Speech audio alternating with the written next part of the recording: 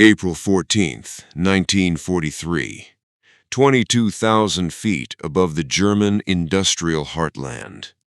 The air is thin, biting, and smells faintly of ozone and high-octane fuel.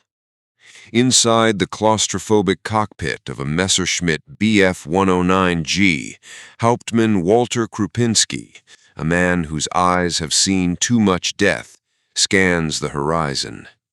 His wingman, tucked tight to his left, breaks the silence over the radio with a sharp, derisive laugh. "Look at that, Hauptmann," he quips, his voice crackling with genuine amusement. "Another flying milk bottle." In the distance, a formation of Republic P-47 Thunderbolts is lumbering into view. To the elite pilots of the Luftwaffe, these American machines are an insult to aeronautical engineering. They are gargantuan, boxy, and heavy, the juggernaut that looks like it belongs on a factory floor rather than in a dogfight. Compared to the surgical, rapier-like agility of the German 109s and Focke-Wulf 190s, the P-47 looks like a clumsy, overweight target. The German pilots feel the surge of predatory confidence. They have been dominating the skies of Europe for years, turning Allied bombers into burning scrap metal. They view these American pilots as novices in fat planes, easy meat for the taking. Krupinski narrows his eyes, banking his 109 to initiate a sharp, climbing turn, expecting the American formation to scatter or pull away in a slow, futile attempt to escape. But as the distance closes, the P-47s don't do what the Luftwaffe expects. They don't try to outturn them. They don't panic. Instead, one of the American pilots, a young lieutenant who's been absorbing every lesson about the machine he's sitting in, does something that sends a cold shiver down the spine of the German flight leader. He pushes the nose of his massive 8-ton juggernaut down, and the world begins to blur. The P-47 drops like a lead weight tethered to a lightning bolt. Krupinski watches, stunned, as the milk bottle gains speed that defies the laws of physics. The Thunderbolt isn't just diving, it is accelerating into a terminal velocity that makes the lightweight Bf-109 feel like it's floating in treacle. The German pilot pulls hard on his stick, attempting to lead the American, but the sheer momentum of the Republic fighter is incomprehensible.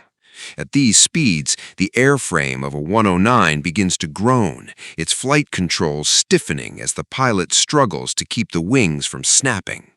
But the P-47, it's built like a tank. It thrives in the density of the dive. "Brake! Brake!" Krupinski screams over the radio, his arrogance instantly replaced by a sharp, metallic taste of fear. But it's too late. The American pilot isn't just diving, he's a predator using gravity as his primary weapon. The P-47 levels out at the base of the formation, its 8.5 caliber machine guns, the legendary 8-gun heater, synchronized to create a wall of lead. The air around the Luftwaffe formation erupts into a storm of tracer fire. It's not the concentrated cannon fire of a German fighter, but a relentless, hammering stream of lead that turns anything it touches into confetti. A wingman to Krupinski's right vanishes in a violent orange fireball. Krupinski rolls his aircraft, desperately trying to bleed off the enemy's energy, but the P-47 simply pulls up, trading that massive kinetic energy for altitude in a climb that shouldn't be possible for a plane of its size. The milk bottle is back on his tail, and for the first time in the war, Krupinski realizes he isn't fighting a pilot, he's fighting a machine that was designed to swallow punishment and dish out absolute annihilation. The realization hits him harder than the G-force. The hunters had just become the hunted, and the fat American plane was going to rewrite the rules of aerial combat. Back at the Luftwaffe command centers, the intelligence reports begin to stack up, and the mood is no longer one of mockery. It is turning to genuine dread. German engineers, tasked with stripping down a P-47 that made a forced landing in neutral territory, find themselves staring at the guts of the beast with growing unease. They expected a fragile, over-engineered piece of American excess.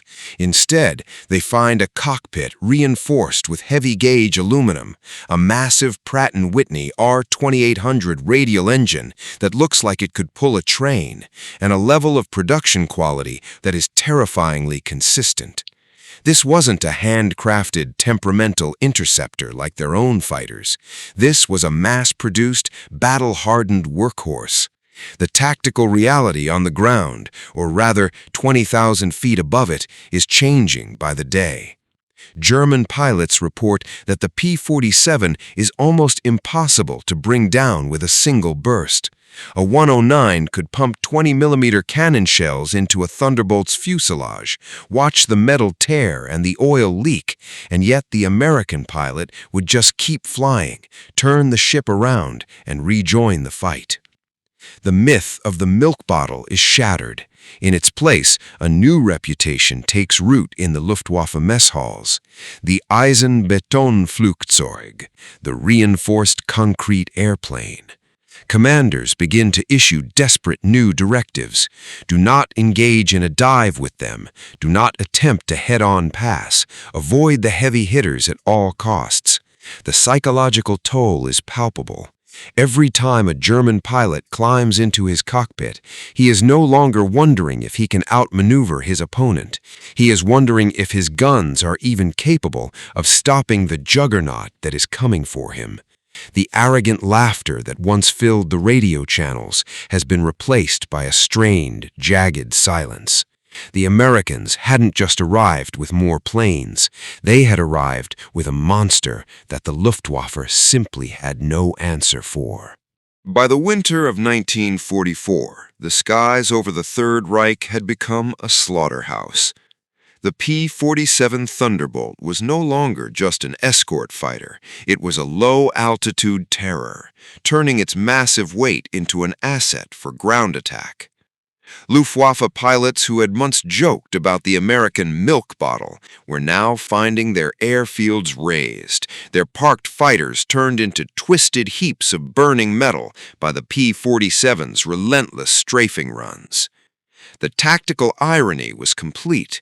The Germans had prided themselves on their technical superiority of their sleek interceptors. They had built their doctrine around speed and maneuverability, yet they were being dismantled by a plane that defied every one of their dogmatic rules. The Thunderbolt didn't care about the graceful looping dogfights of 1940. It played a game of brute force, high-speed energy, and sheer durability that the dwindling Luftwaffe simply could not match. For the German pilots, the sight of that distinct bulbous engine cowling appearing through the clouds no longer invited a challenge. It invited an exit strategy. Experienced aces found themselves desperately diving for the deck, hoping the massive American fighter wouldn't follow them down. But the P-47 followed every time, its wings clipping the treetops, its guns stitching lines of destruction across the earth.